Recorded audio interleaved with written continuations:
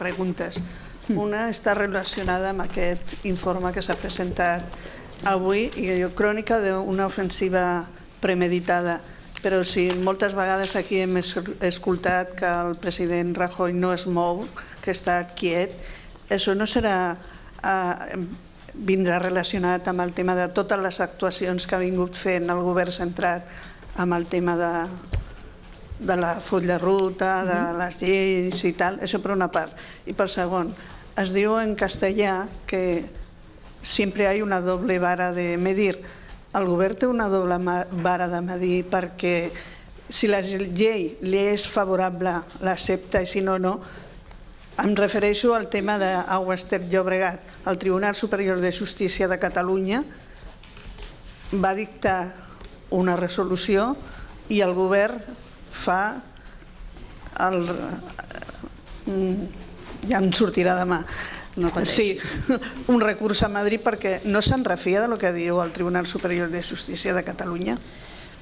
En relació a la primera pregunta, quan hem manifestat que el president Rajoy no es mou és des del punt de vista del diàleg davant de les nombroses propostes que s'han fet des de Catalunya i que el que requerien és seure i discutir-les. Altra cosa és que des del punt de vista de la judicialització i dels impediments i de les traves a tantes iniciatives com s'han anat desenvolupant des de Catalunya, des del govern de Catalunya i des del Parlament de Catalunya en els darrers anys, aquí no ha mostrat inactivitat, sinó una activitat absoluta, però per impedir, per obstaculitzar i per judicialitzar allò que no s'hauria de judicialitzar.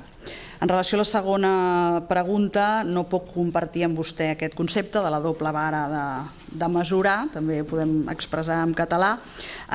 No hi ha una llei, el que hi ha hagut és una sentència per part del Tribunal Superior de Justícia que a més no és ferma, que per tant dona la possibilitat no només a la Generalitat de Catalunya sinó a les parts, a les diferents parts que estan implicades en aquest conflicte a recórrer amb cassació davant del Tribunal Suprem i això és justament el que farà el govern de la Generalitat, tal com vam ja avançar la setmana passada, però avui ja els hi confirmo, per tal de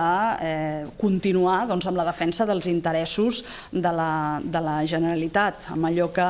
el govern es va trobar és en una situació absolutament crítica, com hem comentat en més d'una ocasió, molt crítica en l'Agència Catalana de l'Aigua a partir d'una gestió pèssima que havia deixat amb un endeutament terrible l'Agència Catalana de l'Aigua.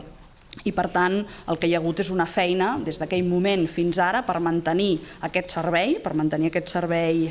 públic i ara el que volem és culminar aquest procés, insisteixo que no està tancat, recorrent com és perfectament possible pel govern de la Generalitat o per qualsevol altra de les parts davant del Tribunal Suprem, sense que això en cap cas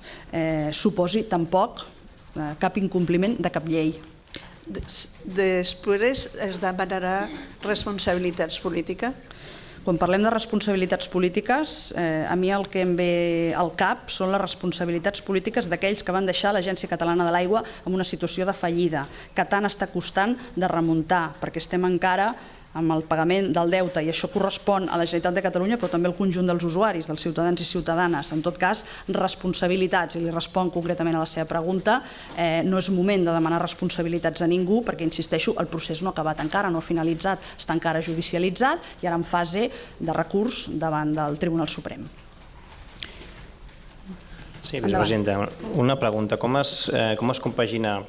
el fet de no donar cap pas enrere, com ha dit vostè, en el tema de les estructures d'estat, amb